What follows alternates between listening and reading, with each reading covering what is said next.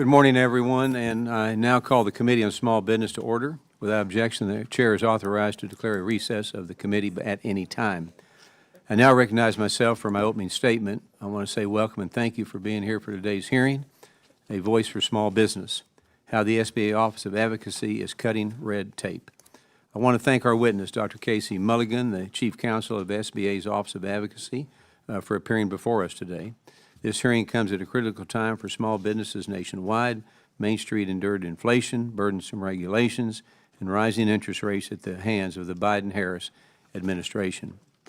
It is estimated that the total cost of regulations is now over $3 trillion a year, equal to 12% of the entire U.S. economy. To put this in perspective, the cost of regulations in the U.S. exceeds the entire economy of the United Kingdom. To make matters worse, the Biden administration's regulatory onslaught cost over $1.8 trillion due to new regulations. Now more than ever, we must ensure that the federal government doesn't make it harder to do our job, to create hardship for job creators, and make it easier for them to thrive, and what is where the SBA Office of Advocacy comes in. So the Office of Advocacy is an independent voice for small businesses within the federal government and fights against burdensome regulations. Under the Regulatory Flexibility Act, or the RFA, federal agencies are statutorily required to ensure that regulations have a limited impact on small business.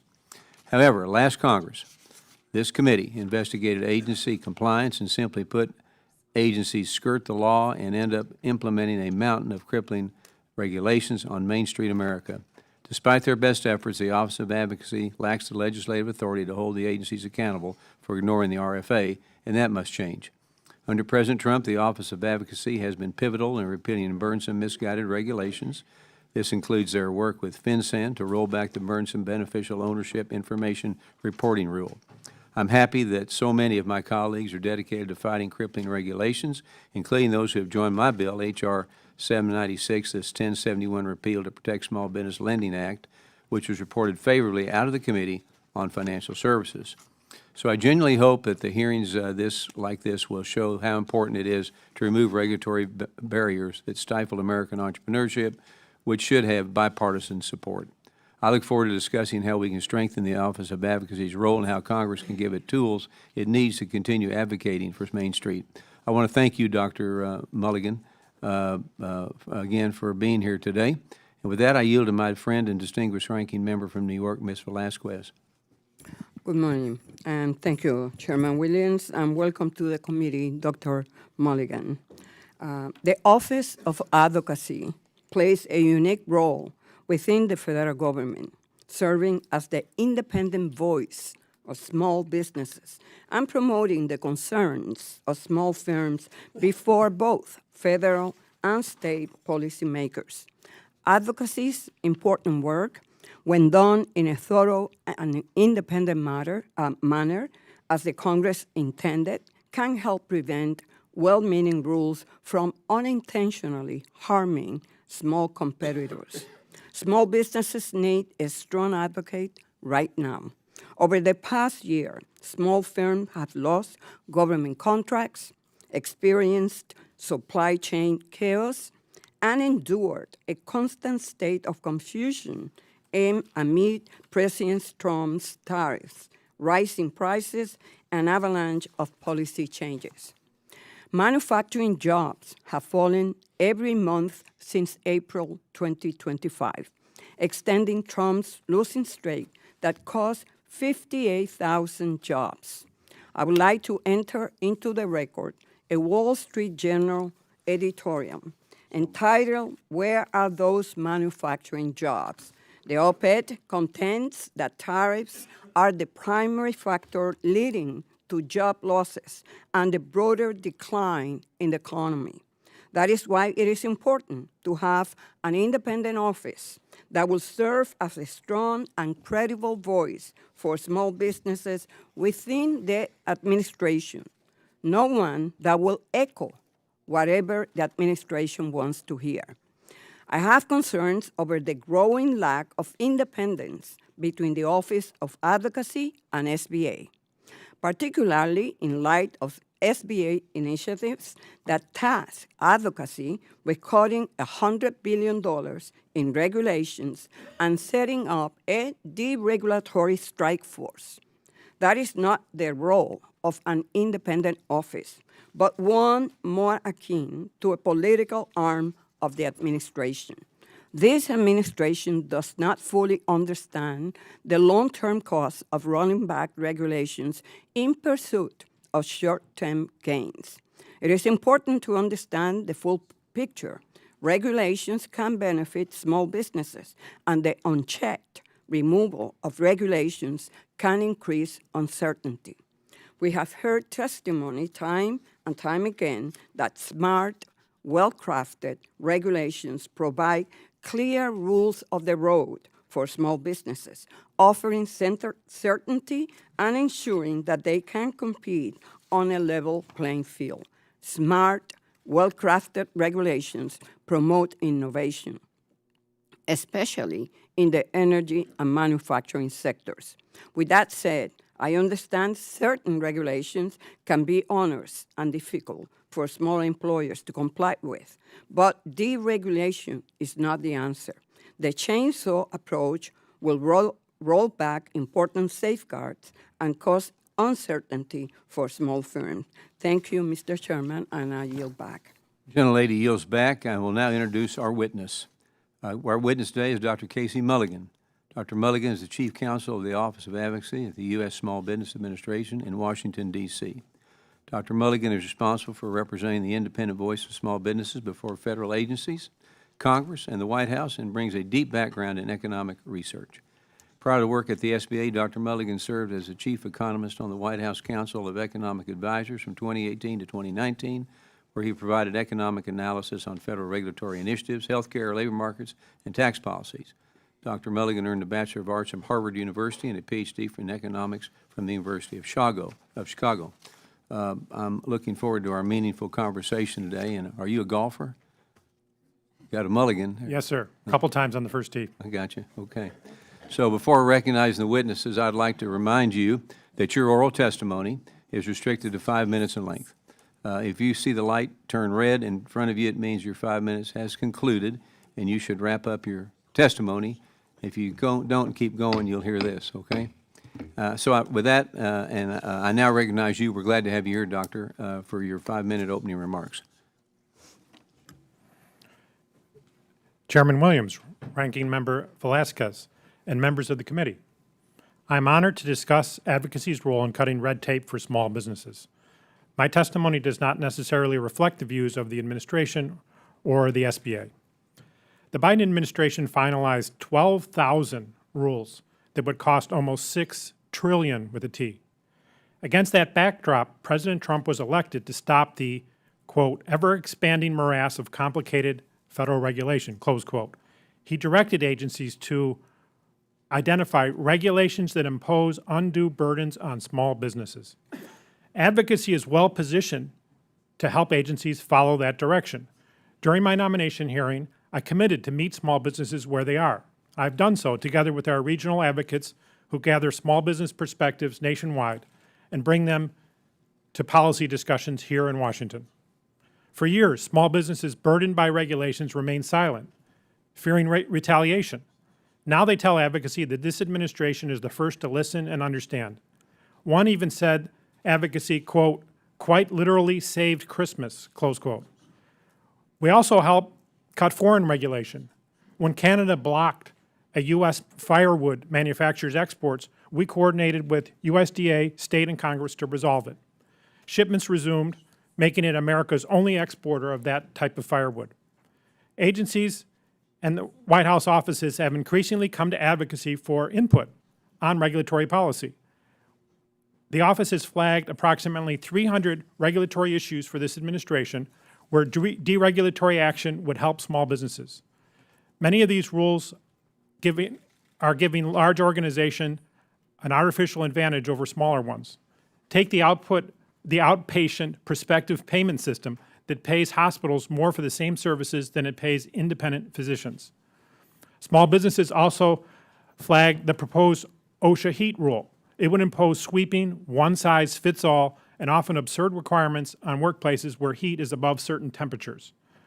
During a meeting with advocacy, an Arizona watermelon farmer understood that the rule would require shade structures even though harvesting occurs at night, in the dark, where there's no sun, to be shaded. In contrast, well-designed deregulation increases competition and productivity. President Trump's first term was a case in point. Prescription drug prices fell for the first time in decades. Deregulation sharply reduced Internet access prices. The RFA's competition channel is a reason for both of these changes. Another indicator of agencies' unprecedented engagement with advocacy is compliance with the RFA's agenda sharing requirement under 5 U.S.C. Section 602. With only one or two exceptions, agencies in the prior administration completely failed to comply. In contrast, during my first 5 months as Chief Counsel, more than 60 agencies have sought advocacy input on their regulatory agendas.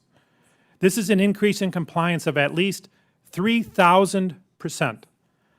While regulators are quick to sanction businesses that violate their requirements, they too often fail to follow the rules that Congress set for them. A frequent practice has been to unlawfully certify important rules as supposedly not having a significant economic impact on a substantial number of small entities. Such certifications are a pathway to capricious enforcement actions against small entities, and they are also obstacles to oversight. My recent report, Unlawful Disregard for Small Business Regulatory Burdens, examines thousands of certifications. In Orwellian fashion, 65% of the major rules from the Biden administration were nonetheless said to lack significant effects on small entities or otherwise not require considering those effects. Small businesses were saddled with costs between $200 and $600 billion without acknowledgement of the magnitude. The report identifies genres of certification fiction, and that's what it is, including rules that acknowledge heavy paperwork burdens but certify anyway, rules that threaten entire business categories through product bans, and rules that with detailed cost estimates that are ignored for RFA purposes. The report is not merely a critique of past process failures, it is a practical roadmap for finding and fixing red tape that is already on the books. To that end, advocacy has published a most wanted roster of regulations notorious for their unnecessary burdens on small businesses. Thank you for the opportunity to testify today. As Chief Counsel for Advocacy, I will continue to listen and work toward better policy for all small businesses. I would be happy to answer any questions. Thank you. That's perfect. And we'll now move to the member questions under the 5-minute rule. I recognize myself for 5 minutes. Dr. Mulligan, the Office of Advocacy is intended to operate independently from the SBA, yet its statute requires the SBA administrator to provide advocacy with office space, equipment, communication facilities, and other support. So the question is, how do you navigate this statutory requirement to receive necessary support from the SBA while ensuring that advocacy maintains its independent voice in analyzing and advocating on behalf of small business? Thank you for your question.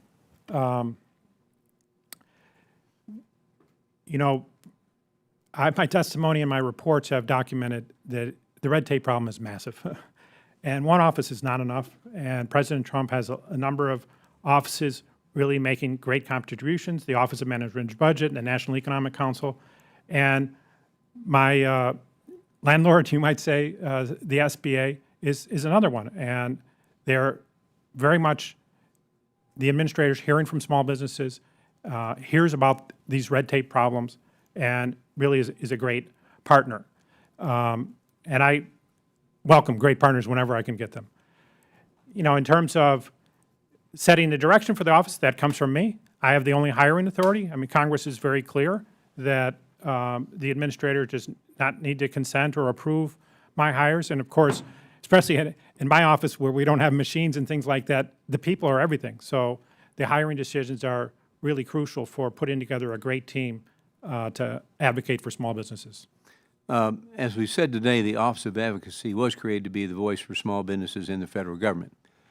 Can you discuss how advocacy is uniquely positioned to hear directly from small business owners, and specifically what concrete steps your office has taken since President Trump took office to expand outreach, gather meaningful feedback, and ensure small business concerns are effectively represented in federal policy making? I mentioned a number of regulatory partners in the administration. One of the unique things advocacy have is its outreach.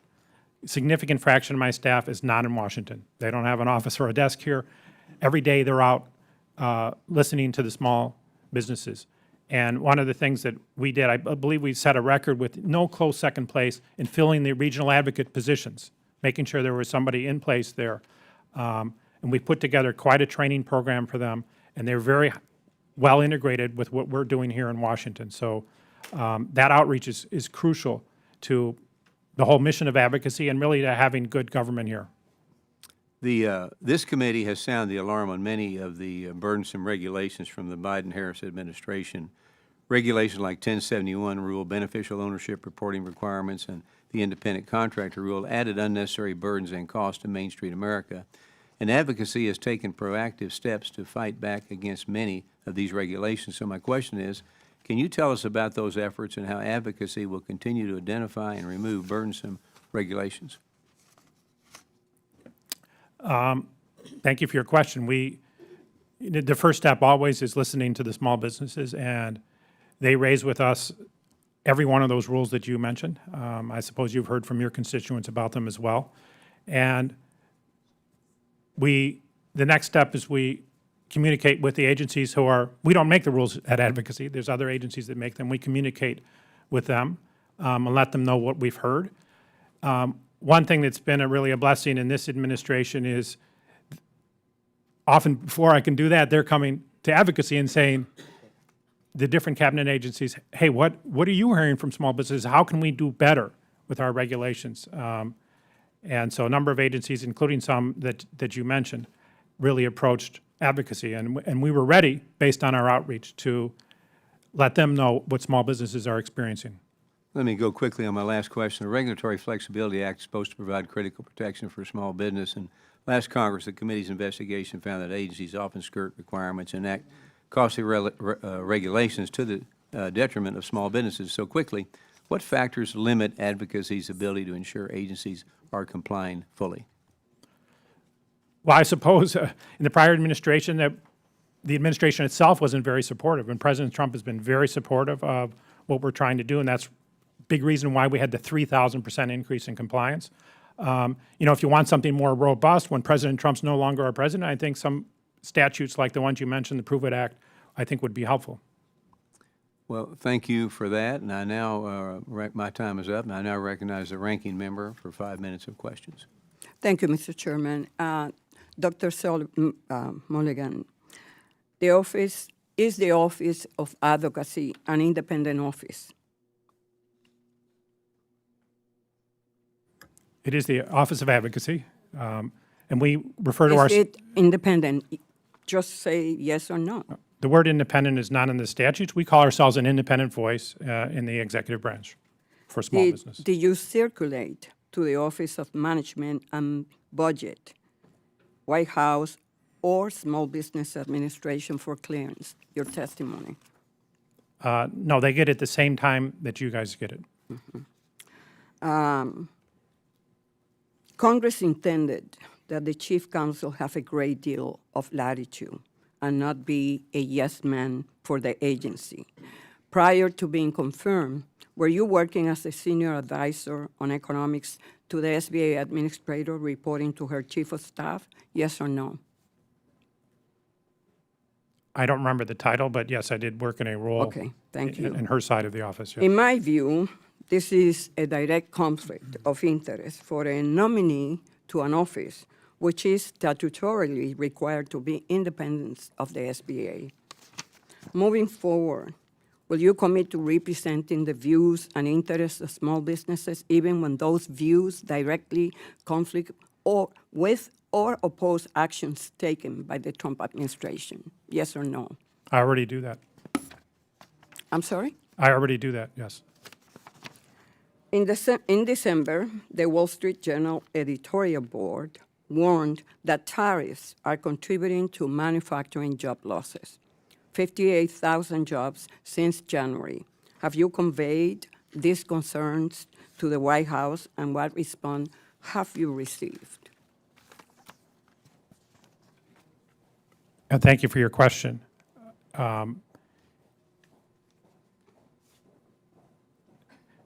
I have so many dealings with the White House, I don't know how to summarize them in this short time. Let me. But you don't recall, everyone is I recall so discussing many things. tariffs and the impact. I recall a dozen of things. I don't have time to a dozen. Let me tell you one story. So during the shutdown, No. I just want to hear if you have conveyed, yes, okay, because the U.S. Chamber of Commerce believes broad-based tariffs raise prices for consumers and businesses and are especially a big problem for small businesses that do not have many resources to understand them. Given the negative impact tariffs are having on small businesses, why hasn't advocacy taken a more visible role in pushing back against these policies? thank you for your question. My office, under my leadership, has achieved a 3,000% increase in compliance. And I understand that. I am not discussing compliance. I'm asking you a question about tariffs. I'm answering your question with all due respect. Okay. I'm answering your question. And I work with the agencies. I need to persuade them. I cannot make any rules. I cannot change any rates. I cannot do any of that stuff. I need to be persuasive. And I think my methods have been very effective, as you can see from the compliance changes.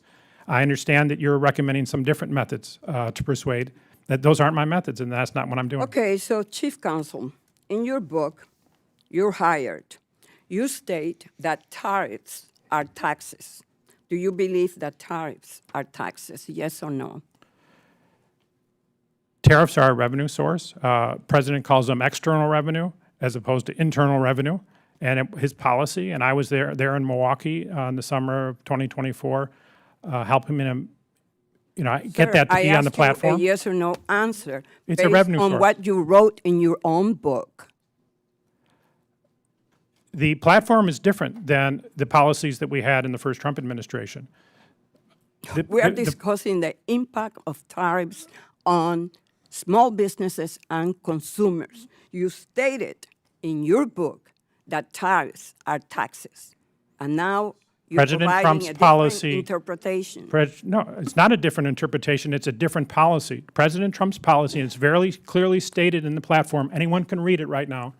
The Republican platform is to reduce internal revenue and replace it with external revenue. And that's been his policy. That is a different policy than the first administration, and it has different effects because it's a different policy. We know that small businesses are very burdened by internal revenue, and that is part of President Trump's policy to relieve them from that burden. I think you are changing your tune based on the fact that you are working for the administration. That is not what you put into this book. I yield back. Lady yields back. I now recognize Mr. Alford from the great state of Missouri for 5 minutes. Thank you, Mr. Chair and Ranking Member, for holding this. Mr. Mulligan, would you like to respond to the Ranking Member? Anything you'd like to say after that last comment? Yeah, thank you for your question and that opportunity. Policy needs to be analyzed carefully. I've done that for my entire career. I'm not a young man. I've been doing that a long time. And, the policies may have the same label, but different things. They're different policies. And policies in the Trump 2 administration, I analyzed the Trump 2 policies. And the policies that we had in the platform in Milwaukee are not the same policies as before, and they need a different analysis. It would be dishonest to do it any other way. Okay. Very good. As you know, this committee really stands as a staunch advocate for Main Street America under the leadership of our chairman. That's what this has been about since I've been on this committee. I think all of us up here are firmly committed to make sure that Main Street America is fairly, justly supported, that we help small businesses start and grow. If we do not maintain our champion attitude for Main Street interests, we risk losing the small businesses that are really integral to the fabric of America. The last 4 years, small businesses have been under attack from an administration determined to crush Main Street under the boot of big government. In the previous administration, federal agencies finalized over 1,000 regulations, costing taxpayers a whopping $1.8 trillion in compliance. That's not a small number, $1.8 trillion. And this is the same as the entire federal discretionary budget for fiscal year 23. It is unacceptable that federal agencies can put this burden on the taxpayers of this country, and that's why the taxpayers spoke when they elected Donald J. Trump, who appointed Administrator Loeffler, to take the SBA in a new direction. In just the first 100 days, reforms from the SBA Office of Advocacy have saved small businesses more than $48 billion in regulatory cost. Thank you. Thank you for that. And since taking office, the President has saved over $111 billion in regulatory costs. That is a savings of about $325 per American, money that instead of being wasted in useless compliance to support bureaucratic bloat, will stay in the pockets of Americans. Dr. Mulligan, the Advocacy Office does exist as the voice of small businesses to make sure that any bureaucrats in the Beltway must consider Main Street when creating regulations. What current regulations are you hearing about from small businesses across the country that really need attention the most? Thank you for your question. There are so many, as you mentioned, getting in the Give me your top three. We have a most wanted list that we put on our website. The OSHA heat rule that I mentioned in my testimony is in there. The requirements for nursing home staffing is another one that's in there. The filing of quarterly payroll forms is another one on our most wanted list. It could be annual or something we should look into, making it annual instead of quarterly. I am also on the Appropriations Committee, subcommittee for FSGG, and I know the Office of Advocacy requested an additional $4 million. This is not an appropriations hearing, I understand that, but that could not be included in the House mark this go-around. Can you please speak to what advocacy would be able to do for the taxpayer with additional funding? And we have 40 seconds. Yeah, thank you for your question. We are a small office. There are thousands of regulations, and making sure that we follow through, and not just in identifying, but follow through in removing those regulations that need to be removed, reform the ones that need to be reformed. It would be helpful to have another additional staff than just a few dozen that we have. Well, I'd like to have a continued conversation with you and Dave Joyce, our subcommittee chair, on this. Let's make that happen. Thank you so much for your service, for looking out for Main Street America. And with that, Mr. Chairman, I yield back. Gentleman yields back. I now recognize Mr. McGarvey from the great state of Kentucky for 5 minutes. Thank you, Mr. Chairman. I just want to point out one thing quickly. When we're talking about rules and regulations, the first Trump administration issued 1,313 rules and regulations. The Biden administration issued 1,167 rules and regulations, less than Trump one. I'm very interested in making sure that our small businesses don't have a regulatory burden. I just want us to be honest about the data and the numbers when we're talking about them. So, Dr. Mulligan, one thing I want to talk with you about is in your written testimony, you use the words regulation and regulatory 55 times. You never once mention the word tariff. 0 times do you talk about tariff. That's frustrating to me because right now, if you want to come to Louisville, Kentucky and walk around and talk to small business owners with me, that is the #1 thing they are talking about. And you are supposed to be the small business's voice and advocate here in Washington. So the concern isn't just anecdotal. It's not just somebody telling me at their business what this is doing to them and their customers. All of the data bears this out. And even though you don't mention tariffs at all in your written testimony, you have talked about tariffs before. And you've talked about the damage that a tariff policy, specifically when there is no strategy involved, does. I can point you to Chapter 8 in your book, You're Hired, where you say a tariff is simply a tax on imports, where you say, quote, the most damaging protectionist measures are import prohibitions and their equivalents, tariffs that are so high that imports stop altogether. You also said, quote, tariffs are taxes on top of all the other taxes and regulations of our economy, and they, quote, reduce employment, real incomes, and GDP. Your last point is actually proving correct right now. And in the wake of President Trump's tariffs, according to his own Bureau of Labor Statistics, the unemployment rate has increased to 4.6% last year, and the number of unemployed people increased to 7.8 million over the last year. The Chamber of Commerce has reported that a majority of small businesses expect to raise prices and have less revenue than usual, so less disposable income is going to come back into our local economies and stimulate growth. And of course, it is making things harder for small businesses from Louisville across this country. Are you all hearing the same thing from small businesses about tariffs that we're hearing? Thank you for your question. There were a number of incorrect premises, with all due respect. On our I was website, just quoting you. Biden did not make 1,000 regulations. He made 12,000, and about 8,600 of them are on my website. Okay, but I asked you, are you hearing about tariffs from small businesses? Are you? I will take your silence yes, as an answer. yes. Yes, of course you are, because that's what they're talking about. That's what is hurting for them example, right now. the fishermen, I wore And my fish tie today. The fishermen from Massachusetts, they came, we visited them, they visited us. And one of the things they raised is how the Europeans are stealing our fish and selling it back to us. That's not an exaggeration. And they were asking, could there be a tariff so that we could have a president who fights back against terrible trade deals has your and office done? crushing our small businesses from Europe? What work has your office done to help small businesses with the burden they are facing from tariffs? Are they doing anything? You're supposed to be the advocate.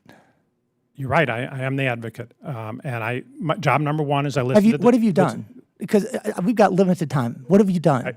Two things: listen and make sure the policymakers are hearing what I'm hearing. Right, because the president, when he went in front of the Supreme Court, said this is regulatory. Right, he called tariffs regulation. That is the point of his argument to the Supreme Court. He said that he, quote, has the power to regulate. And that was the specific word they used on international trade. And what I'm hearing from you today is that you are basically ignoring what's happening with our small businesses with the tariff problem because you've changed your opinion that you used to write about now that you're working for the administration. Our small businesses need you more than you need to be loyal to this administration. You didn't have much good to say in your book about Peter Navarro, the president's trade guru and quote-unquote unique China expert. Mr. Navarro is the principal author of our country's current tariff policy.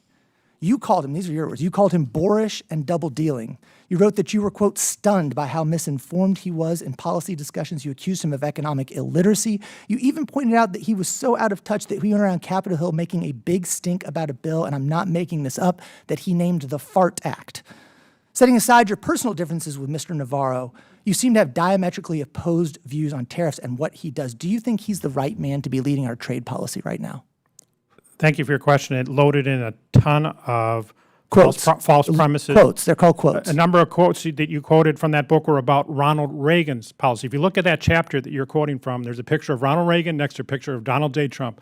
And there's a whole discussion in that chapter is about Reagan's import prohibitions and Reagan's policies and how President Trump's policies. I must have the old copy, not the new copy. No, there's only one copy, and I wrote that chapter. It's very much about Reagan versus Trump, and you were attributing. You're ignoring the question about President Peter Trump, Navarro. What about Peter Navarro? I didn't ask about Ronald Reagan. Gentleman's time is up. I yield back, Mr. Chairman. I now recognize Mr. Finstead from the great state of Minnesota for 5 minutes. Thank you, Chairman Williams. Thank you for holding this important hearing today, and thank you to our witness, Dr. Mulligan, for being here. I'm excited to be here today to discuss the important role the SBA Office of Advocacy plays in ensuring small businesses have a strong voice in government. For many small businesses, especially those in rural communities like the communities that I represent in southern Minnesota, federal regulations can be confusing and costly. The SBA Office of Advocacy serves as a vital resource for engaging with small business owners, and it holds agencies accountable to the Regulatory Flexibility Act. Since 2009, and we've heard this a few times already, federal government regulations have cost small businesses $732.2 billion, and probably more egregiously has added 483.8 million hours in administrative time to our small businesses. The Biden administration alone accounts for $450 billion of these costs and nearly 280 of the administrative hours, 280 million of these hours. I introduced the Prove It Act to give small businesses a seat at the table during this regulatory process and provide them with the much-needed regulatory relief by giving teeth to existing law the RFA, the Regulatory Flexibility Act. So with that, Dr. Mulligan, the Prove It Act passed this committee, the Judiciary Committee, and the full House of Representatives last Congress. This year, I reintroduced this legislation with the hope that it again passes the House and it hopefully spurs the Senate for action. With the chairman's permission, I would like to offer a letter received this morning from the U.S. Chamber of Commerce for the record that supports the Prove It Act. So, Dr. Mulligan, as the House considers the Prove It Act, I wanted to know your thoughts on this legislation and hear how you believe it could help small businesses. Thank you for your question. The fictional certifications is an even bigger problem than was thought. And this committee was early to identify it as a serious problem.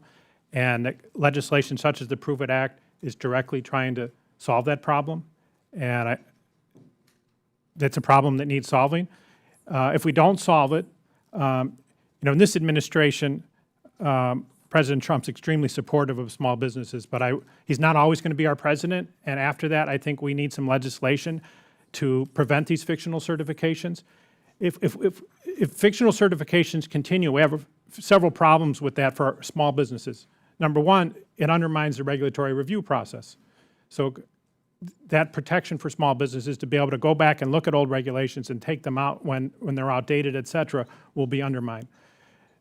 Another key issue is being able to understand the rules to follow. Back in the old days, Martin Luther said the common man should be able to read the word on his own.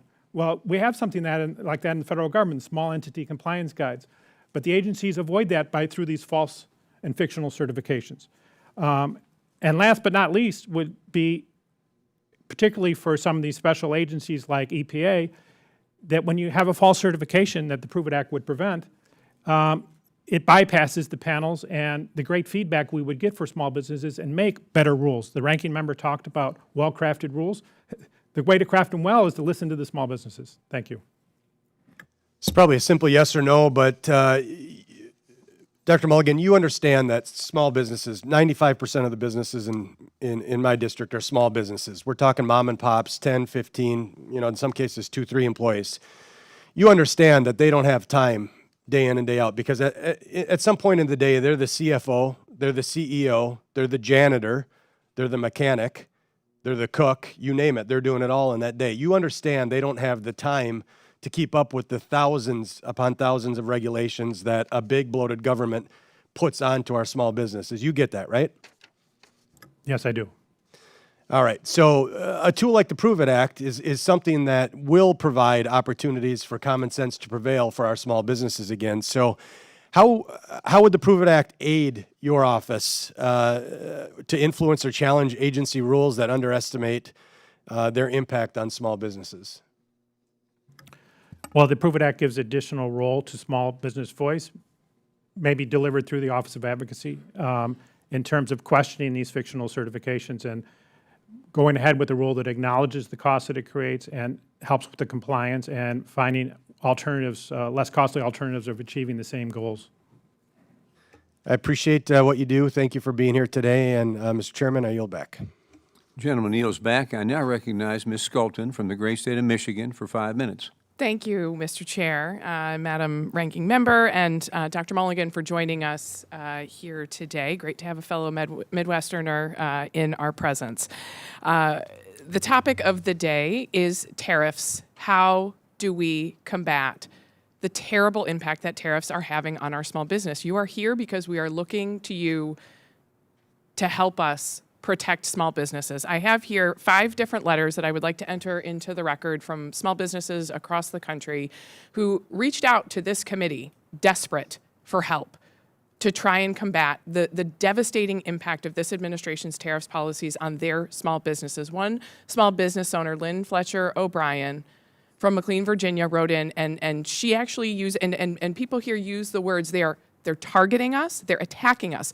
They see this administration as literally targeting small businesses. Lynn Fletcher O'Brien writes in and talks about actually punishing small businesses, talks about a procedure that Customs and Border Protection employs where officials are actually destroying items when they can't properly assess the value because of this chaotic tariff policy. She said, I'm urging you to push for tariff relief that doesn't punish small American businesses and consumers. You're in the Office of Advocacy. They're looking to you to help. In West Michigan, our agricultural sector in particular is struggling. Rural America is struggling. President Trump's tariffs, including many businesses in the agricultural sector, he is punishing these businesses. Michigan is not only the nation's second largest producer of apples. In my district, Grand Rapids is the apple capital of the state. As a result of the president's tariffs, fresh apple exports have declined by 58% this year. West Michigan produces nearly 3/4 of Michigan's harvested apples in 2024, so you can imagine how devastating these tariffs have been to my district's food and agricultural small businesses. Dr. Mulligan, you said that, when my colleague, Mr. McGarvey, was asking you, what are you doing about it? You said making sure that individuals have information about it. Is that all? Is that all that you are doing? Is that all that the Office of Advocacy can do to help from small businesses feeling like they are being punished by this administration? Thank you for your question. Advocacy has two basic roles: the outreach, listening, in other words, listening to small businesses. And I'd be glad to look at the letters that you're putting in the record. I think every small business voice counts. Great. We And- have them here for your review. The second role is to communicate to the agencies, and I try to be persuasive in terms of making sure they know what the small business concerns are and urging them to seek policies that promote success of small businesses. I've found the partnership in the administration to be incredible. As I said in my testimony, they're coming to me before I can go to them in many cases, including in the tariff area. I had an entrepreneur from Chicago who came to Washington, and I met with her, and she mentioned she sells coffee, purchases imported coffee, says coffee's getting pretty expensive. That was during the shutdown, so I couldn't meet with the people at that time, but the very first day the shutdown was over, I was told to come to the White House and share what I've been hearing. And before I could share that Chicago entrepreneur's story, the Commerce principal said, hey, we are cutting the tariff on coffee and some other items immediately. So that's the kind of experience that I've had. They are very eager to hear about small businesses and to take fast action to make things better. And what action is that? I mean, we are still seeing these small business owners writing in and saying, we feel like we're being punished here. I mean, what would you say to Lynn in her letter here, who says, please, do something about these policies that are punishing us? Thank you for your question. I would be glad to read the letter. I don't reply to letters I haven't read. I'm reading. Some I'm reading administrators it from you right now. I'm reading it verbatim. She says, I'm urging you. This certainly can't be the first time you have heard from someone who feels, and I would question whether you truly are listening if you're telling me you have never heard from people who say Wait a they are second. feeling I just got done explaining about the punished. Chicago entrepreneur who was importing the coffee. I heard from her. I was called to the White House to share what I'm hearing, and you share with them that people feel like they are being punished and destroyed. I shared by what the these Chicago entrepreneur said, not what you are saying. So have you shared with the White House that American small businesses feel like they are being punished by this tariff policy? I have not heard a business tell me that they're being punished. You do not feel that this, you have not heard from any small businesses that feel that this is time is a up. devastating impact on their small business. Then I'm glad I entered these into the record. We encourage you to come to West Michigan and talk to small businesses who are experiencing devastating consequences of this tariff policy. I yield. The lady yields back. I now recognize Ms. King-Hines from the Northern Mariana Islands for 5 minutes. Thank you, Mr. Chairman, and I want to thank you, Dr. Mulligan, for making time to be with us today. So, as the chairman has stated, I represent the Northern Mariana Islands, and 99% of our we have 99 problems. 98% of our problems can be directly attributed to federal rules and regulations. We have one industry, which is the tourism industry, and just the other day, or a few days ago, on my way back here, I was informed by one of our largest employers in the private sector that they're considering closing down, right? And this is an issue that the economy of the CNMI is something that I'm deeply passionate about, and I've been communicating the challenges that we are having to the federal government as early as during the tenure of Secretary Pete Buttigieg, right? Because when tourism is your primary industry, DOT rules and regulations have a very significant impact. So I don't really have any questions for you, but I do have an ask. Because all too often, these federal policies have mainland firms in mind or mainline small businesses in mind. So, I would ask for you to consider or committing to, a direct outreach to small businesses in the CNMI, whether it be through virtual or whatever means, right? I also ask that, your research and economic analysis don't just lump us all in with Region 9, and I think that's the region that we fall under, right? Because we're not like the West Coast. We are a remote island community. And also, it would be amazing if you guys could track and report the real-world impacts so that we can start actually getting ahead of some of these issues so that we can prevent a complete economic collapse of the CNMI, which I don't think anybody at the federal government wants. That's it. Thank you for your time. I yield my time. Gentlelady yields back. I now recognize Ms. McIver from the great state of New Jersey for 5 minutes. Thank you, Chairman and Ranking Member, for convening this hearing, and thank you to our witness, Mr. Mulligan, for appearing before the committee today. The SBA Office of Advocacy was created by Congress to be an independent voice for small businesses before the government, to make sure the real-world cost of government policies are actually understood, and to ensure small business owners have someone in their corner when they are competing with big businesses. That mission is especially important right now. Small businesses are facing some of the toughest economic conditions since the Great Recession. Costs are up, margins are thin, and uncertainty is high. At the same time, Trump's administration has made deregulation a central policy priority and has directed its Office of Advocacy to gut key services to small businesses under the guise of cutting red tape across the federal government. When done thoughtfully, regulatory reform can help small businesses grow. I think all of my colleagues here can agree to that. But when it is rushed or done without transparency, it risks shutting small businesses out of the very processes meant to protect them. I have listened to the concerns of actual small businesses in my district and nationwide across a range of industries. Their concerns are very clear, Dr. Mulligan. They tell me that what is hurting them most right now is persistent inflation, tariffs, and rising healthcare costs after the Republican majority let the enhanced ACA tax credits expire. Small businesses need to know that the Office of Advocacy is fulfilling its statutory role as an independent, Dr. Mulligan, advocate. They also need to know whether the SBA's work is focused on the real economic conditions small businesses are facing, or if it is serving a more partisan interest, Dr. Mulligan. Dr. Mulligan, Congress intentionally structured the Office of Advocacy as an independent entity within the SBA so that it could speak candidly, even when that means disagreeing with the administration. I want to inform you, Dr. Mulligan, that it's okay to disagree with the administration.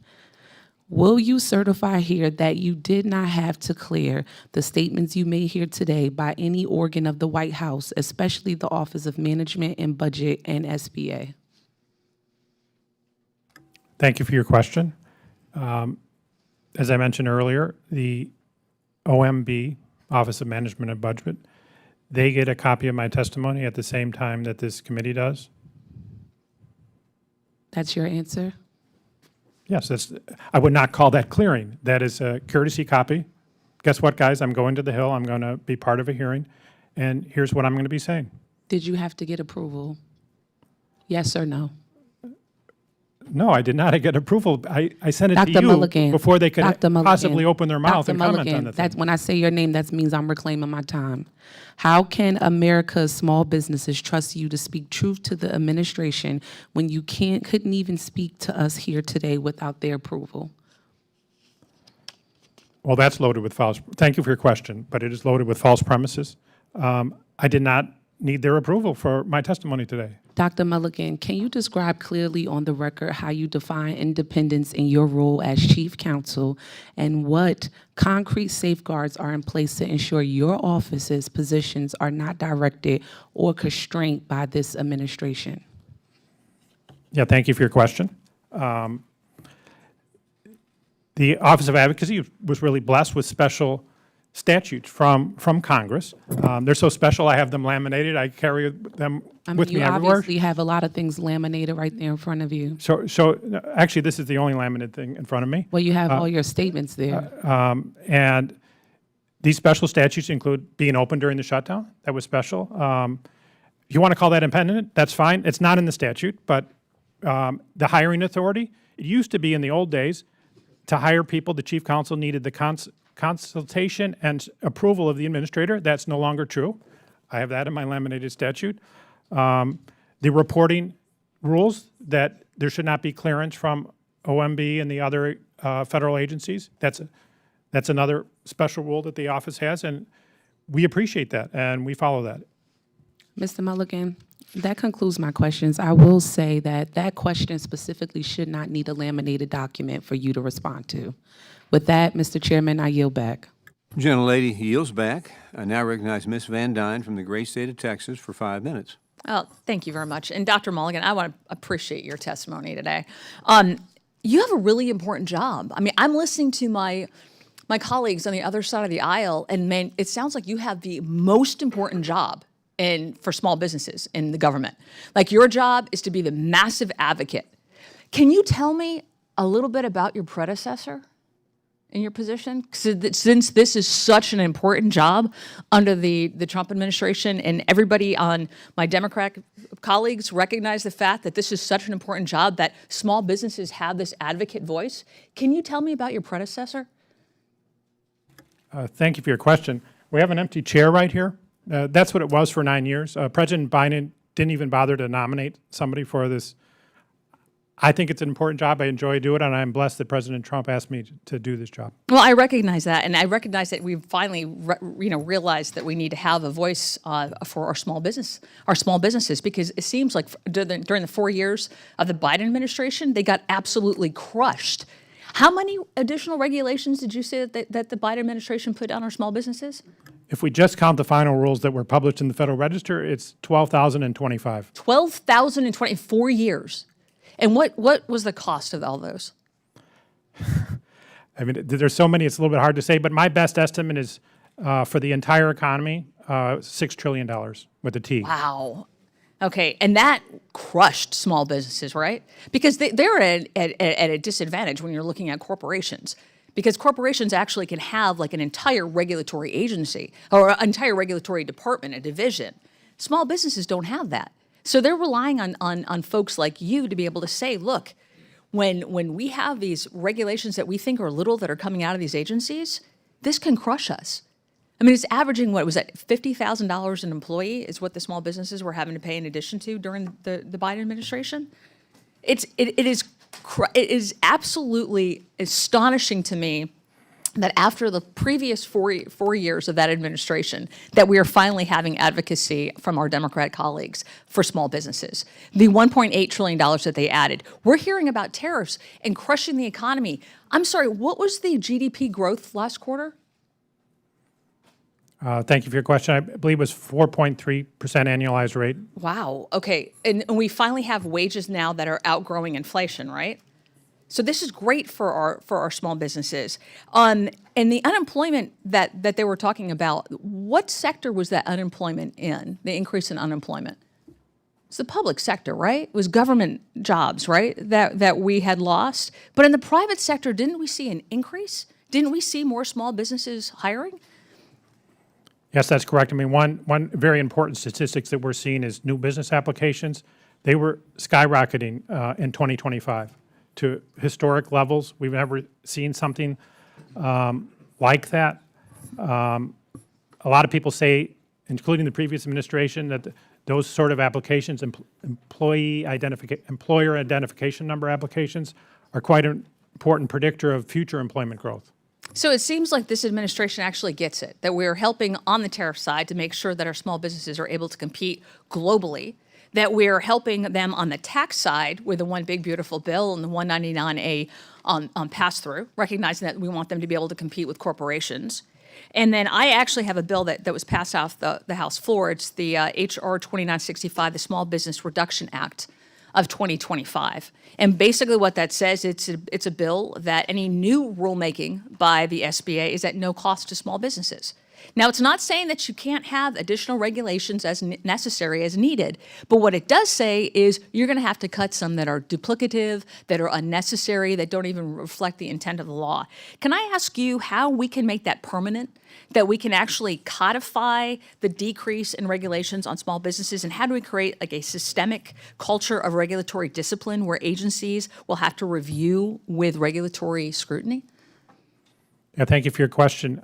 Just a few seconds we have left. I think regulatory budgeting is worth looking at. President Trump did that in the first term, EO 13771, and he's doing it again in this term.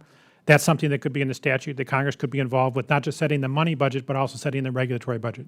Okay, fantastic. I appreciate that.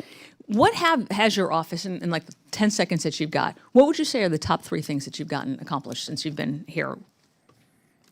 I think this being a part of the regulatory agendas, saying what rules we're going to add and subtract and reform, that is huge. And very, very gratified that so many agencies have asked for our input. Fantastic. Thank you very much for what you do, and appreciate your testimony here today. Gentlelady Leo's back. I now recognize Dr. Morrison from the great state of Minnesota for 5 minutes. Thank you, Chairman Williams and Ranking Member Velasquez, for holding the hearing. Thank you, Dr. Mulligan, for being here to testify. Since you represent the Office of Advocacy, which is intended to be the voice of small businesses, I am sorry to be redundant this morning, but I have to begin by asking you about the number one concern that I'm hearing from small businesses in my district, which of course are the tariffs. Dr. Mulligan, during your testimony, you said that when regulation tilts markets toward incumbents and away from new entrants, it directly undermines the small businesses that drive American innovation and job creation. Do you agree that allowing large tech companies like NVIDIA and Apple to negotiate directly with the president for tariff exemptions tilts markets toward its incumbents? Yes or no question? I'm not familiar with the premise of the question, so I'm not sure how to analyze. I haven't been part of the president's discussions with large businesses. My attention is on the small businesses. I'll just give you one more chance. Do you agree that allowing large tech companies like NVIDIA and Apple, we're all aware this happened, to negotiate directly with the president for tariff exemptions tilts markets towards incumbents? Thank you for your question. I'm not familiar with the policy. I can't really opine on something I'm not familiar with. Okay, we'll move on. Do you think tariffs are helping small businesses stimulate job creation? Thank you for your question. Probably the quickest way to answer would be to go back to what I've heard about European terrible trade deals. I've heard these, again, this is not my opinion, my study. This is what I hear from the small businesses. Europe has a bunch of supply chain regulations that are going to cost small businesses $1 trillion with a T, and we didn't even get to vote for those people. President Biden was weak and Dr. Mulligan, ineffective on that policy. I'm sorry to interrupt you, but I'm not asking about Europe. I'm talking about American small businesses. Dr. Mulligan, I'm reclaiming my time respectfully. What I've been hearing repeatedly from small businesses is that they are the ones bearing the brunt of President Trump's tariff war. They are the ones being forced to eat the costs or lay off staff, while larger corporations are able to lobby the president and receive exemptions. I really hope that during the coming months, the Office of Advocacy does more than it has done this past year to protect small businesses from the impact of tariffs and ensure that small businesses are able to not just survive, but to grow and prosper. You know, during our first Small Business Committee hearing last year, I asked Mr. Carl Hutter, the CEO of ClickBond, a small family-owned manufacturing business, how we can strike the right balance with regulations to encourage small businesses to thrive. His response was very clear. Small businesses, he said, need predictability, clarity, and workability.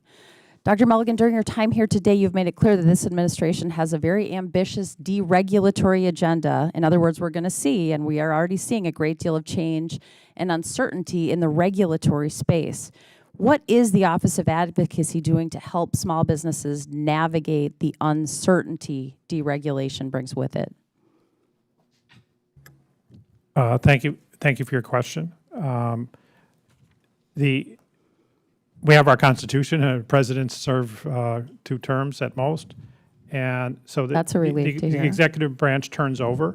What's more proven to be more durable are the statutes, and so one of the things that the Office of Advocacy does is advocate for small businesses here on the Hill in writing statutes, and this Congress has been quite productive in that regard. 22 Congressional Review Act disapprovals passed, and those are things that will last beyond the current administration, and that's providing much wanted certainty for our small businesses. Thank you, Dr. Mulligan. I did not hear how you're helping small businesses navigate the uncertainty that deregulation brings.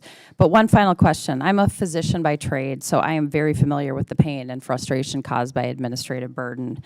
I'm sympathetic to the concerns that raised by small business owners that extensive regulations can be onerous and burdensome. But I also recognize that regulations are critical to keeping people safe and healthy and keeping our air, land, and water clean.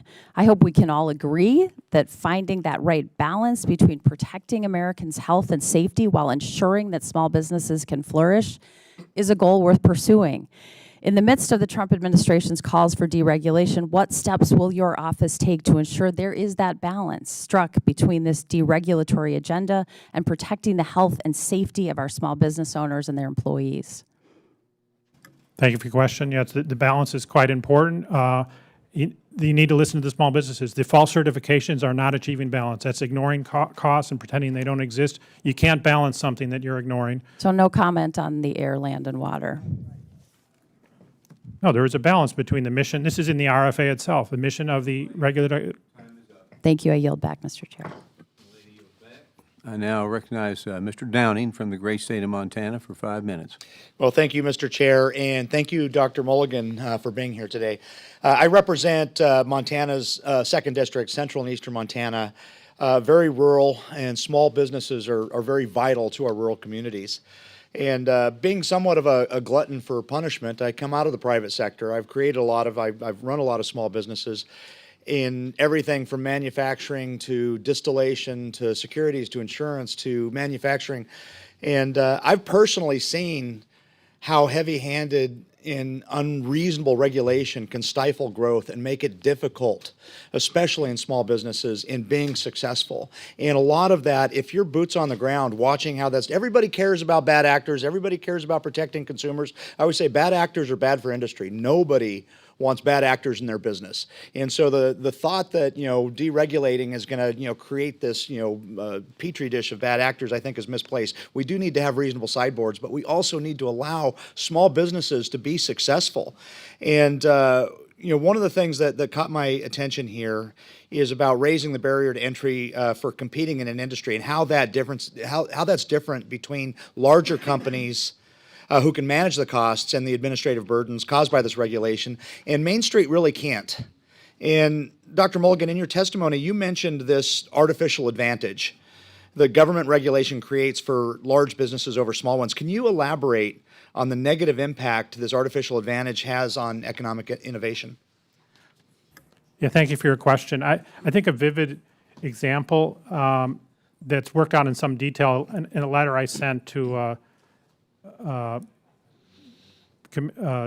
Commissioner Oz over at CMS about what's happened to independent physicians. They used to be a majority of physicians, and now they're quite a fairly small minority.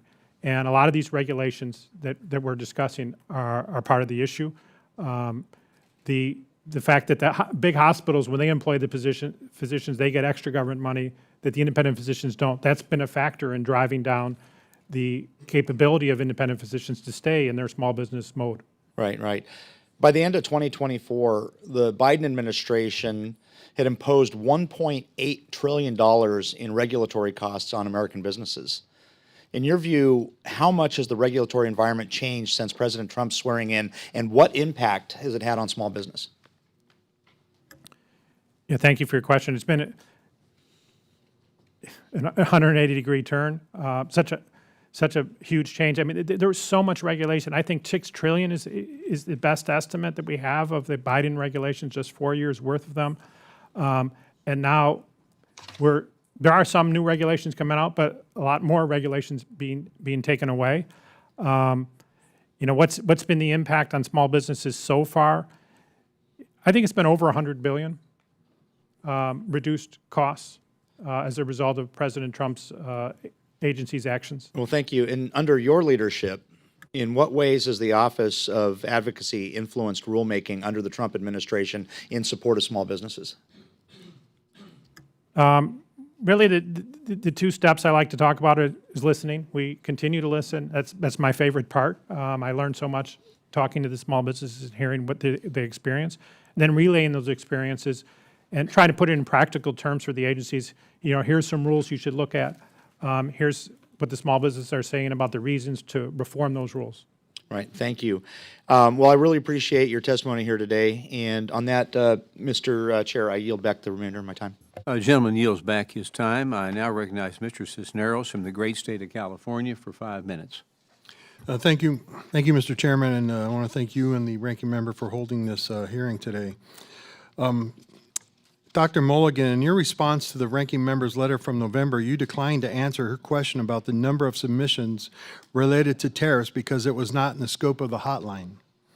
After my colleagues across the aisle rejected my amendment to the bill that would codify the hotline, I introduced my own bill that would increase the scope of the hotline to give advocacy an explicit role in hearing concerns from small businesses regarding tariffs. Is this something you would support?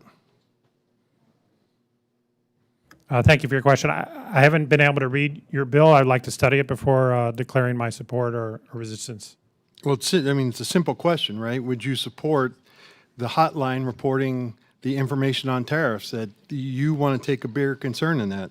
Is that something you would support? Thank you for your question. What I am clear on, one of the reasons our office has had such great successes in just 5 months is we use the right tool for the job, something my parents taught me. The right tools for the job. And the right tool for the red tape hotline is red tape. That's the job that you use the red tape tool for. So I wouldn't advocate, using a hammer when you need a screwdriver or a wrench. Well, it's a simple thing, right, to include more information, right? Their tariffs are obviously hurting small businesses, and to gather that information to report it to the committee is something that I hope you would support, and I hope you'll take a look at my bill and do that, because it seems to align with what you said in the past, which is it's consistent with your statement where you asked this committee to consider legislation that gives the Office of Advocacy a more official role in trade policy. So with that, I'll move to my next question. I hope you agree that the regional advocates are crucial because they serve as direct liaisons between local and small businesses and federal regulators. Region 9 covers California and several other states and territories. I would like to read you the bio of the Region 9 advocate for the Office of Advocacy website. It reads, vacant, bio coming soon. Mr. Chairman, I ask for unanimous consent that this Region 9 advocate bio is entered into the record. Dr. Mulligan, are you aware how many small businesses are in the state of California? I don't have the exact number off the top of my head, but I would guess it's in the millions. 4.3 million. 4.3 million small businesses. Now, Dr. Mulligan, while there is no regional advocate for California's 4.3 million small businesses, when do you expect an appointment to be made for Region 9 advocates to ensure California's 4.3 million small businesses have their voice heard? Thank you for your question. We set a record over all other presidencies before in terms of getting our outreach advocacy team or regional advocacy team filled in. We still do need to be in Region 9. You know, there was a long delay in my confirmation. I wasn't allowed to interview people for that position, but as soon as the Senate finally finished the job, I was interviewing people. And it wouldn't surprise me if it's just a matter of days or weeks that we have that position Do you filled. have somebody that you've already talked to, that you've interviewed? I've talked to a number of people. It's a big priority to hear from small businesses everywhere. So you have somebody in the pipeline that should be there, and so within the next few days, I should hear a name that somebody's been appointed to this.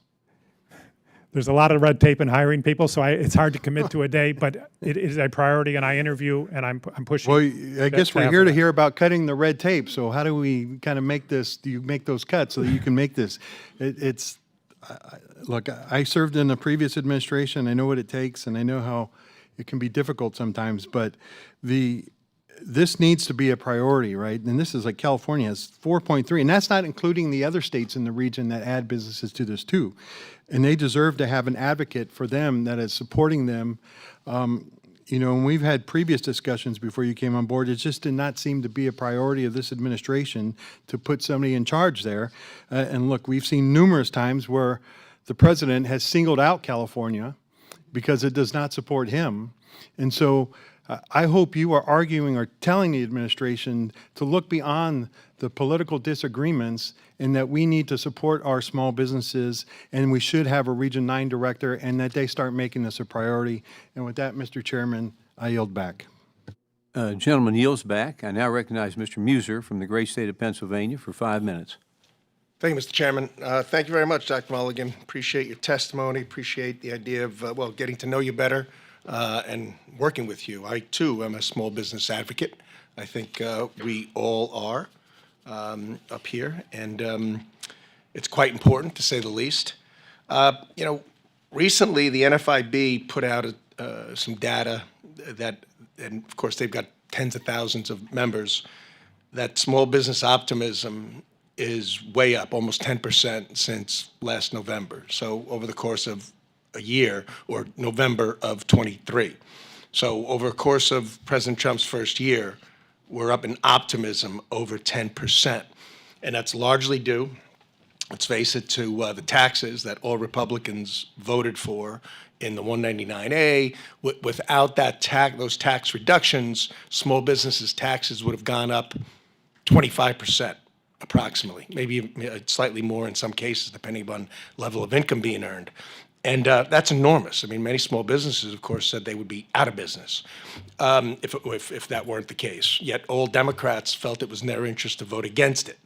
That's amazing. I mean, would you say that's a small business advocate that would vote to increase small business taxes by nearly 25%? Thank you for your question. We hear a lot from small business. Maybe the top thing, the internal revenue burden on small businesses. That's tough for so many of them, and so they would have problems with any new statute. Would hurt. That would probably send some products overseas, wouldn't it, as well, right? Even in spite of the so-called tariffs, and I want to get to that. But the work you've done on regulations is so very important. I would like you to make a side note where we need to codify whether the regulations, whatever. If you were sitting in my seat, what would you work on codifying? And we can talk about that afterwards. I won't just ask you to name it off the top of your head. But permitting, energy costs. Energy costs have been unbelievably important for small business. They've come down 30%, something of that nature, over the course of the last 14 months. Workforce improvements. No tax on overtime is now kicking in. No tax on tips. You know, there's a big difference. Under President Trump, we started rethinking trade, right? And we were taught, oh, free trade, free trade, free trade. What did that do to U.S. manufacturing? Okay, sent it overseas. I mean, like a giant sucking sound, as we heard before. Japan had 100% tariff on us. China had all kinds of tariffs on us. Everything was being made in China. Now we're bringing it back. And you know what many people don't understand, because I was in small business for a long time, too. Many small businesses' best customers are large businesses, right? So when those large businesses start sending their products overseas, guess what? It flattens, it destroys the small business. So the so-called tariffs, by the way, you know, we had our shock and awe. We got the whole world's attention. Now they've come down considerably. And frankly, my office, we're small business advocates. We're not getting the calls on it. Initially, yeah, what's going to happen, particularly certain sectors. But would you say that in the small business world and in the calls that you're getting, and by the way, your red tape hotline, I'd suggest you rename it the blue tape hotline. Just a suggestion. But if you would, what sort of calls are you getting these days to your hotline? Thank you for your question. We get a variety of regulations. As I mentioned, 12,025. There's a whole variety. Right. Regulations related to procurement is fairly common one. A lot of Health, Food and Drug Administration type of regulations, CMS, HHS, paperwork around IRS. We hear a fair bit about that. Well, while I have 45 seconds left, what would you suggest that we work on codifying that you're working on, and how else can we support your efforts? Thank you for your question. I would like to get together with you afterward, and because I think it is important. President Trump won't always be our president. Congress can do things on a more durable basis, and we do hear from small businesses that they do appreciate when Congress comes in and provides durable solutions. Well, I absolutely welcome you up to Pennsylvania's 9th Congressional District. It's a lovely ride. Maybe we can do that sometime in the near future. With that, Mr. Chairman, I yield back. Mr. Chairman. Gentleman yields back. Mr. Chairman. Yes, ma'am. A correction here. It's not red blue tape. It's blue wave that is coming. I now recognize Mr. Tran from the great state of California for 5 minutes. Good morning. Thank you, Chairman and Ranking Member, for convening today's important meeting. Dr. Mulligan, welcome. Thank you for being here. While the future rates of tariffs are still uncertain and the costs are becoming clear, analysts estimated tariff costs small business owners an additional $25,000 per month from April to September. Small business bankruptcies are up 10% this year and up 23% in November alone. According to data from ADP, small businesses lost 120,000 jobs in November, while larger ones continued gaining. I'm deeply concerned because the data is showing that the U.S. bankruptcies and employment levels are reaching levels not seen since the Great Recession. What are you hearing from small businesses about the overall impact of tariffs on their businesses? Thank you for your question. You know, one of the key duties of the Office of Advocacy, in fact, it was the first one, even before the RFA, is economic research. And appreciate your pointing to some of the statistics. That's something we try to track very carefully. One of the things that we've noticed, very large increase in new business applications in 2025. And we know that's essential for innovation. The new companies, not just small ones, but the small new ones, the new small ones, whichever we want to call it. And there's a real boom in that area, and we're researching to understand more about exactly what parts of our economy, what parts of the country that's occurring, but that's something we're tracking pretty closely. Great. And what steps have you taken to make sure that you convey these concerns and these views with the White House and the administration? Thank you for your question. I'm meeting with them regularly. As I mentioned in my testimony, they're reaching out to our office and saying, what input do you have? So this is happening literally every day. I guess with the exception during the shutdown, it was a little quiet because the people on the other end of the phone weren't able to talk, but my office was open. Okay. Dr. Mulligan, according to the U.S. Census Bureau, over 30% of small businesses are minority-owned and 42% are owned by women. My first question to you is, how will your office, ensure that the outreach will reflect the geographical and demographic composition of small businesses throughout the country? Thank you for your question. And there are a variety of things we do. One of the keys was very quickly try to fill in these regional advocate jobs. And I understand Region 9 is empty, but as I said, as soon as I was constitutionally allowed to start working on that, I've been working on that. I would like to see all regions filled. And I want to visit myself, all the regions. So that regional is one thing that's pretty easy to track, and it's important that I hear from all parts of the country, not just specific states or, hot geographic areas. The whole country counts. Great. And you're planning to have listening sessions or roundtables to listen to these folks all throughout the country? Yeah, thank you for your question. Roundtables is one of our favorite activities. Also, just crossing thresholds. I've gone out to different parts of the country and visit a business. Go to the Iowa State Fair, cold call on small businesses who are there.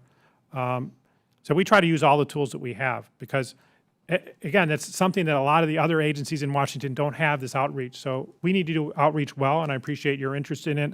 And we're going to do everything we can to listen because that's what's really missing here in Washington. That's great. And I welcome you to come out to my cities out in Southern California to listen to the small businesses and their concerns out there.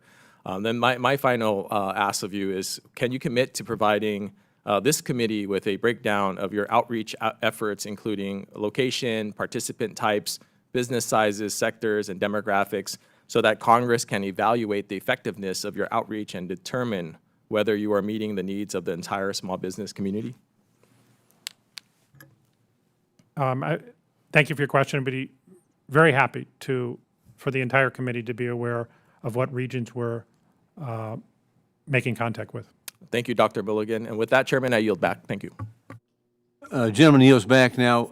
At this time, we're going to stand in recess because of the briefing we have at the CVC with Secretary Hegseth and Secretary Rubio. I ask that members please return after the briefing to continue member questions.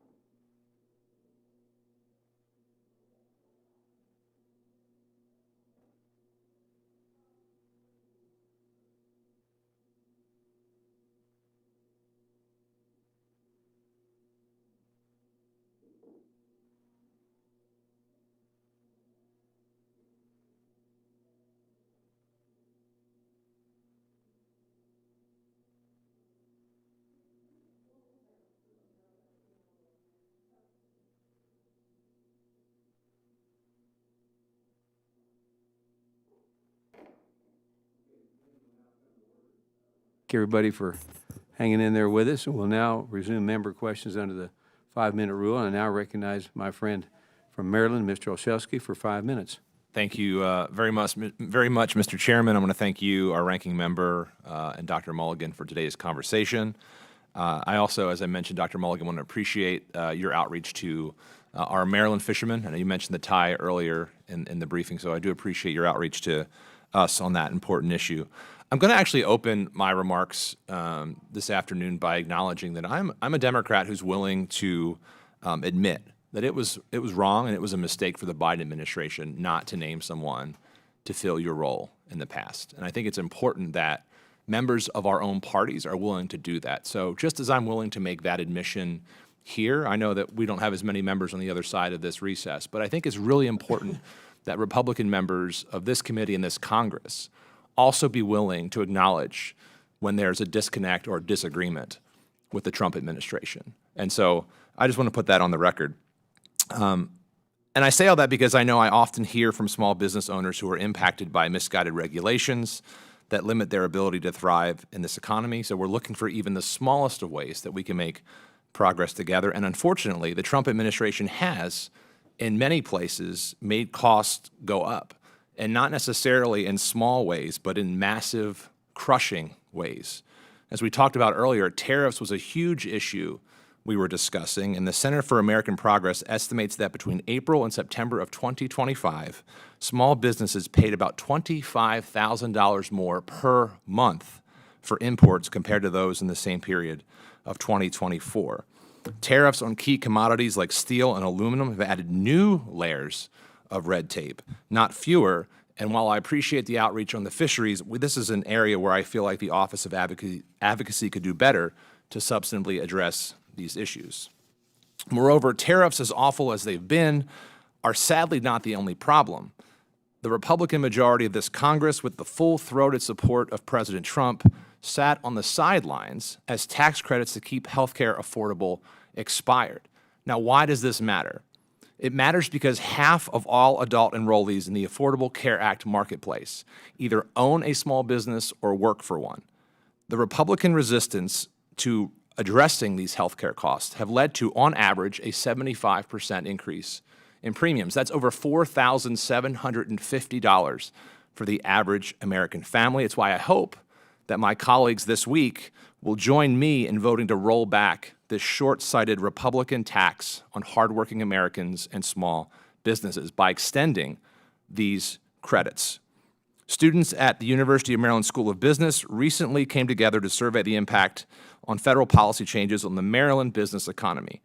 When asked about the most significant challenges they faced as business owners in 2025, Maryland business owners said answers like DOGE, federal policy changes, and our own government working against us to kill our industry. So we have some real challenges ahead. I look forward to working with the chairman and you to find legitimate solutions that are for the small business owner.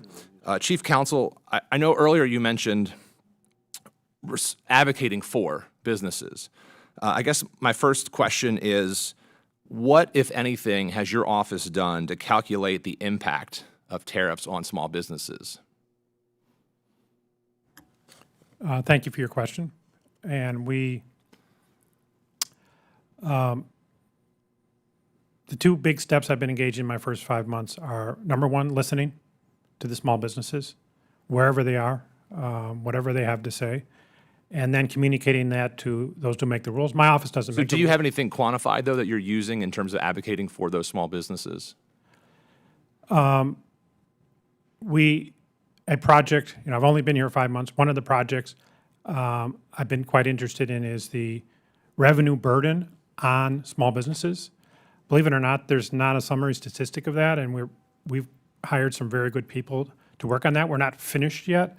And revenue consists of particularly the internal revenue, but there's an external revenue component to it too. Yeah, I hope that we would have that kind of data before the administration would choose to make those choices, and certainly want to support you so you have that kind of data so you can argue against these tariffs that are hurting the average American business, the average American, in the same way that we know that these healthcare costs are crushing small businesses. And I want to work with you to help quantify that so that we can advocate for solutions. Our healthcare system costs have also gotten out of control, but in the in the meantime, we have to have a solution to address the fact that these are really tax increases crushing our businesses and Americans across this country. I thank you again for your presence. Look forward to working with you. And with that, Mr. Chairman, yield back. Gentleman yields back, and I'd like to let everybody know that Representative Schmidt is running up the hallway. I'm happy to take a few more minutes And if you want, you'd like Mr. to Chairman. take another, if you'd like to take one more minute, I'll give it to you. I appreciate that, sir. Thank you very much. I know another area where we've talked a little bit about are the reductions and the rollbacks to the Inflation Reduction Act. President Trump has chosen to suspend a lot of those. There have been particularly green energy businesses across this country who have seen that. I'm just curious, Dr. Mulligan, what your engagement with has been like with those affected industries and what you're hearing and how you're helping them navigate those rollbacks. Thank you for your question. I'm not sure I organized my interactions under different statutes like the Inflation Reduction Act, but one that does come to mind, again, the fishermen are so unbelievably regulated, and they repeatedly expressed to me concerns, environmental concerns around the Inflation Reduction Act, with especially the wind farms, and they're churning out hot water in places that are not supposed to be hot water. It's hurting the whole fishing operation, and I think Secretary Burgum has been very quick to take action and to investigate that and stop any further damage to the fishing grounds due to wind farms. I appreciate that. I appreciate the extra time, Mr. Chairman. And again, Dr. Mulligan, I'll just say I look forward to working with you to actually getting those quantifiable numbers around both the tariff impacts as well as the healthcare cost increases that we're trying to do something about this week. And I thank you so much. Gentleman yields back, and do we have a Dr. Schmidt sighting, or he fall down in the hall, or? Well, I will just take this time too to, okay, he's coming in. Okay. Want to thank you for coming to witness today. We appreciate it very much.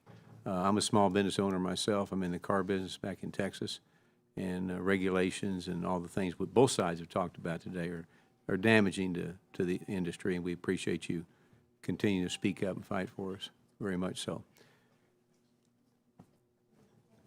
All right. Okay. Huh? Well, you want to say anything, Mr. Witness? We want to talk about those mulligans you get on the first hole or anything? In closing? Well, thank you for your question. It is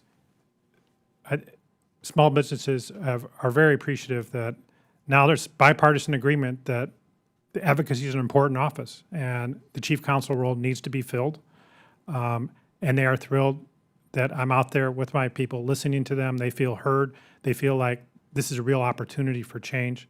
And everything your committee's contributed to that process, we appreciate that. Well, thank you very much. We have a bipartisan committee pretty much on just about everything. We just want Main Street to thrive. I want to thank you again for your being here today, your testimony. Without objection, members have 5 legislative days to submit additional materials and written questions for the witness to the chair, which will be forwarded to the witness. I ask the witness to please respond promptly if that happens. No further business. Without objection, the committee is adjourned.